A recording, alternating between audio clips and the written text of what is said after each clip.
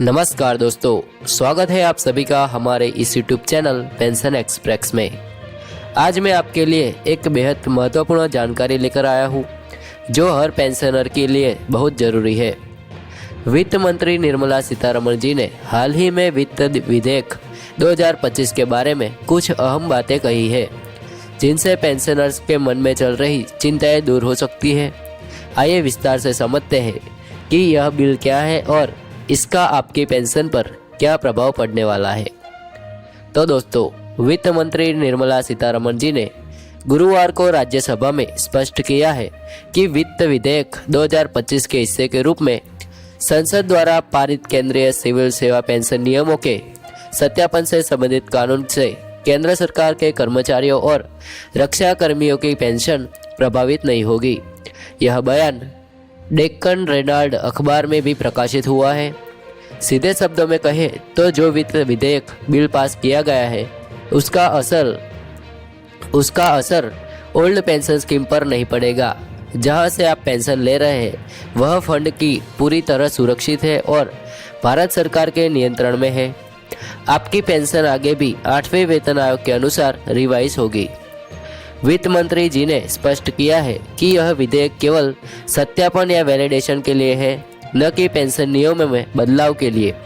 यह मान्यकरण नियम किसी भी तरह से मौजूदा सिविल पेंशन भोगियों या फिर रक्षा पेंशन भोगियों के लिए निर्धारित वर्तमान पेंशन को परिवर्तित नहीं करते हैं।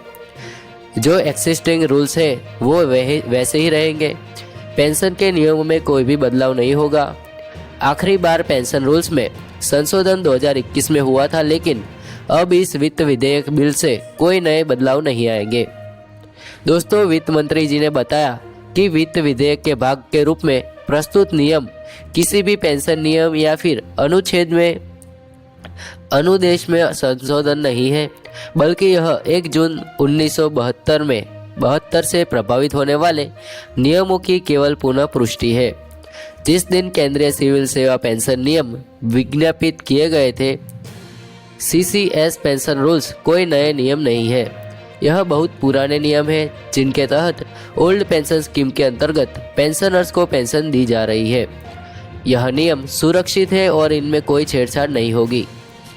डिफेंस पेंशनर्स के लिए वित्त मंत्री जी ने अलग से स्पष्ट किया है कि सत्यापन के नियम किसी भी तरह से रक्षा पेंशन भोगियों को प्रभावित नहीं करते हैं, क्योंकि वे अलग अलग नियमों द्वारा कवर किए गए हैं।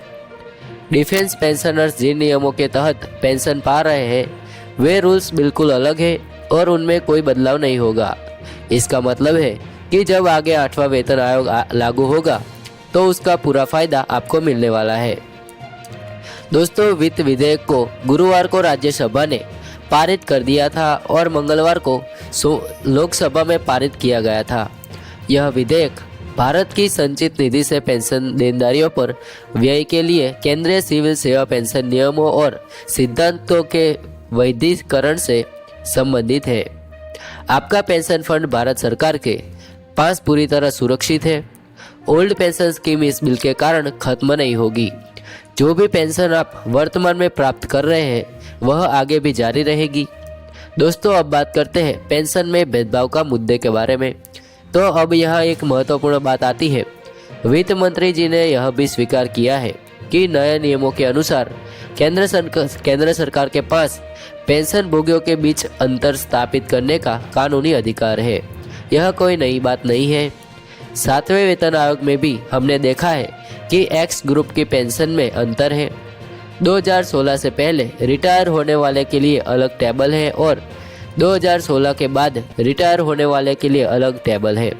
इसी तरह 2006 से पहले और बाद में रिटायर होने वालों के बीच में MACP को लेकर अंतर है। सरकार ने यह माना है कि कहीं न कहीं पेंशनर्स की पेंशन डिफरेंस या फिर विसंगतियां मौजूद है। यह एक समस्या है जिसे सुधारने की जरूरत है। दोस्तों, अब बात करते हैं 6ठे और 7वें वेतन आयोग का प्रभाव के बारे में। वित्त मंत्री जी ने बताया है कि 6ठे केंद्रीय वेतन आयोग 1 जनवरी 2006 से पहले रिटायर हुए लोगों और उनके बाद रिटायर हुए लोगों के बीच अंतर किया गया था। तत्कालीन UPA सरकार ने इन सिफारिशों को स्वीकार कर लिया था और निर्णय लिया था कि कट ऑफ तिथि के संदर्भ में पेंशन भोगियों के बीच अंतर होगा। वित्त मंत्री जी का कहना है कि 7वें केंद्रीय वेतन आयोग ने पेंशन भोगियों के बीच समानता लागू की, लेकिन यहाँ हमें वास्तविकता को समझना जरूरी है। दोस्तों, अगर हम ईमानदारी से देखें तो 7वें वेतन आयोग में भी पेंशन में पूर्ण समानता नहीं आई है। कई विसंगतियां अभी भी मौजूद है। पहली समस्या है कि वन रैंक वन पेंशन यानी OROP 1 जुलाई 2014 से पहले रिटायर होने वालों को OROP दी गई थी, लेकिन उसके बाद रिटायर होने वालों को नहीं दी जा रही। दोनों एक ही रैंक के हैं, एक ही क्वालिफाइंग सर्विस है, फिर भी पेंशन में अंतर है। दूसरी समस्या है कि एक्स ग्रुप को 2 भागों में बांट दिया गया है। 2016 से पहले और बाद में रिटायर होने वालों के लिए अलग अलग टेबल है, जिससे एक की पेंशन ज़्यादा और एक की कम है। तीसरी समस्या है कि PMR यानी प्री मैच्योर रिटायरमेंट लेने वालों को ORP नहीं दी गई, जो एक बड़ा भेदभाव है। दोस्तों, चौथी समस्या है कि लास्ट पे ड्रॉन का 50% पेंशन और OROP 2 और 3 के कारण किसी भी पेंशन ज़्यादा है और किसी की कम है। जो एवरेज से नीचे है उन्हें एवरेज तक पहुंचाया जा रहा है, लेकिन जो ऊपर है उनकी पेंशन प्रोटेक्ट हो गई है और आगे नहीं बढ़ रही। दोस्तों, ये सभी विसंगतियाँ स्वतः ही भेदभाव पैदा करती है। जब तक इन समस्याओं को सुधार नहीं जाएगा, तब तक पेंशन में सच्ची समानता नहीं आ सकती। सरकार के पास इन विसंगतियों को ठीक से करने का कानूनी अधिकार है, लेकिन समस्या यह है कि अभी तक इन्हें सुधारा नहीं गया है, इसलिए स्वतः ही भेदभाव बना रहता है। अगर सरकार चाहे तो इन सभी समस्याओं को हल कर सकती है, जबकि विसंगतियाँ दूर हो जाएगी तो स्वतः ही समानता आ जाएगी और पेंशन व्यवस्था सुचारू हो जाएगी। दोस्तों, अब बात करते हैं 8वें वेतन आयोग की उम्मीद के बारे में। तो जो एग्जिस्टिंग पेंशन है वह आपको मिलती रहेगी। जब 8वां केंद्रीय वेतन आयोग लागू होगा तो आपकी पेंशन रिवाइज की जाएगी। पेंशन के नियमों के साथ कोई छेड़छाड़ नहीं होगी। आप चाहे डिफेंस पेंशनर हो या सिविल पेंशनर, कोई भेदभाव नहीं होगा। यह एक सकारात्मक बात है कि सरकार ने स्पष्ट कर दिया है कि वित्त विधेयक का उद्देश्य पेंशन नियमों को बदलना नहीं है।